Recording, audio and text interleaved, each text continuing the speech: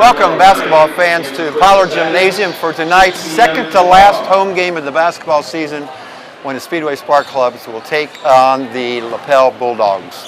I'm here with Coach Charles Bennett before the game. Coach, instead of talking about some prior games, since this really is the last audio version of the season, the game that we're going to be doing, I know when I coached, and I think anybody that's ever coached has had teams that have won a lot, and it's been a fun year. They've had teams that have won a lot, has not been fun, have not won as many games.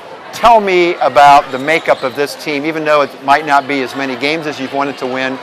Tell me about your feelings about this team and the makeup of this team. I think the first thing when I look at this team is I look at it and I say our record's not where we want it to be, but I look at our schedule and I think it speaks to our kids' I guess guts, if you want to call it that, because we played a very, very tough schedule. Our opponents, I think their record's like 198 and 110 is what we played. So, of the 18 games we played, I think 14 of our opponents have a 500 record or better. 12 of those have won 10 games or more. So, but our kids every day have, for the most part, come out, practice hard. I mean, they've never griped or complained about what we're trying to do, how we're trying to execute. They're believing in the fact that when we get to the sectional, hopefully our schedule's prepared us for there's no team on our schedule that's just going to be as tough as Lapel is, or tomorrow night when we play Addicts, or Perry Meridian in the county, or, I mean, just you go down the list, Tech a couple weeks ago. So, but I think it speaks to their character and their guts and their heart to want to do that every day, because it'd be real easy just to throw in the towel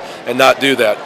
I know I was talking to you this week, it's Spirit Week this week, and we had Jersey Day on Tuesday. They could wear whatever jerseys they wanted, favorite players, whatever. I think we had 7 varsity kids came in and got their jerseys to wear to school. They wanted to wear their jerseys to school. Today, Brown and Gold Day, every single one of our players had on brown and gold to support the school and support the basketball program. So that makes it fun. As we talk about ramping up for sectional, when I was talking with our varsity kids the other day, the draw is this coming Sunday. And back in the day, you used to have players over for the draw.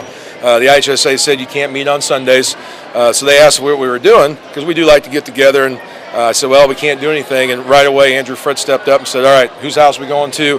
We're getting pizza, so I think they're all going to end up at Chris Valentine's house. So I think that speaks to what kind of people they are. And I think if you watch us play this year too, I mean, we've very rarely have we had any major lapses in games where they haven't played hard, no matter what the score is, and keep battling. No matter, like against Tech when we did have 29 turnovers in the game, I think at the end of the game we're still playing hard.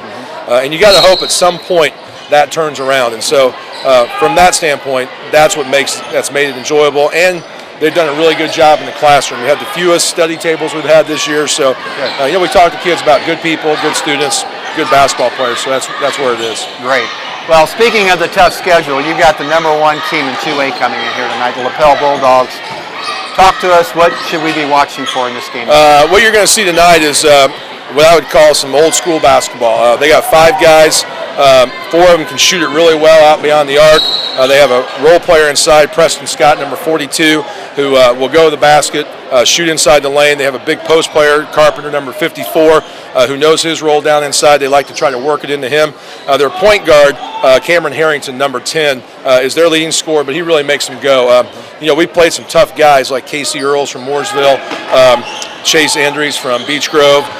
He is definitely one of the tougher guards we played. But, again, Andrew Fritz all year long is drawing those tough challenges. So that'll be interesting. They have a 6'6" kid named John Ross Richardson, who's a junior, who I'm looking forward to Shannon Hall going up against. But he's a nice inside-out player, similar to the kid from Lebanon, the 6'7" kid from Lebanon. And then they got just a nice role player shooter, Brady Smith, number 34, who can shoot it. They switch all their screens on man. I'll be interested to see how long they do play us man. If we can be patient and execute, I think they'll go zone. But they're going to play hard. But I've talked to our kids. We're competitive with these guys year in, year out. And it was 4 years ago when we won our first sectional, the 3 in a row. We were 5-12. They came in 16-4. I think they were ranked 9th in the state, and we ended up winning that one 58-55 on a great senior night then. So hoping maybe we'll get a repeat of that. I definitely think our kids are ready. Like we said, they practice hard all week.